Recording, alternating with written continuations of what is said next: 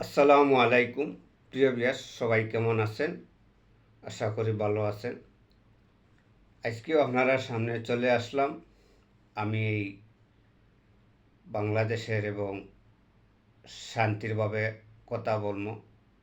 তো আমার এই ভিডিওটা দেশ বিদেশ থেকে যে যেখান থেকে দেখবা দয়া করে উপরে দিয়ে ধাক্কা দিবেন না, আর কথাগুলো বোঝার চেষ্টা করবা। আর আমি কথাগুলো সঠিক বলছি কিনা লাইক শেয়ার কমেন্ট করে বলবেন। তো কথাটা হইলে গিয়া আপনি আমি সবাই এবং বাংলাদেশের জনগণ মানুষ অশান্তির মাঝে আছে এবং বিভিন্ন ধরনের বিভিন্নভাবে অশান্তিতে আছে এই বাংলাদেশের মানুষ। তো আমরাও তো চাই, সবাই তো চাই এই বাংলাদেশটা একজন মানুষ সরকার গঠন হোক, সরকার চায় বাংলাদেশটা শান্তি চায়, শান্তি রাখতে চায়। এইটাও তো আপনি আমি সবাই তো চাইরাম। তাহলে এইটা যখন আমরা এই শান্তির লাগি চাইতেছি, তো এমন এক ব্যক্তি যোগ্যবান দেখিয়া আপনারা জয়ী করেন যাতে দেশটা শান্তি হয়। এখনও 8 দিন বাকি আছে, 12 তারিখ ইলেকশন এবং 8 দিন বাকি আছে। এই 8 দিনে আপনারা সবাই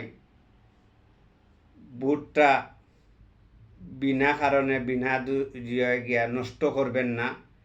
জেলান কার্য লাগে এবং দেশটা শান্তি হয়ে যাতে সবাই একতা হইয়া জয়ী করেন। এইটা হইল গিয়া আমাদের এই বাংলাদেশের মানুষের গেছে এবং অনুরোধ রইল আমার। দেখেন, চিন্তা করি এইরকমভাবে দুই বিরণতা করিয়া দুই আমরা ভোটটা দুই নষ্ট করি, যে দেশটা আপনারা শান্তি কীভাবে দেখবা? হোক তো আগের মতন অশান্তি হয়ে যাব গিয়ে দেশটা। তাহলে দেশটা শান্তির লাগি তো আপনারা সরকার গঠন চাইছিলা তো সবাইও, এবং ইলেকশন তো দেওয়া হইতেছে।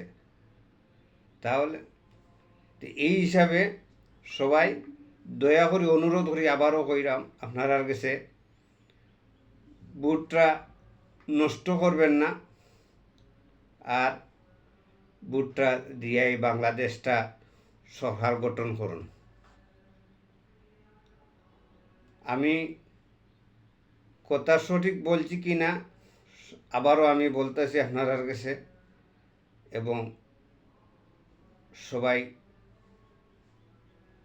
দেশটা শান্তি করেন, শান্তিতে রাখেন, আর অশান্তিতে ফালাই না যান সবাই।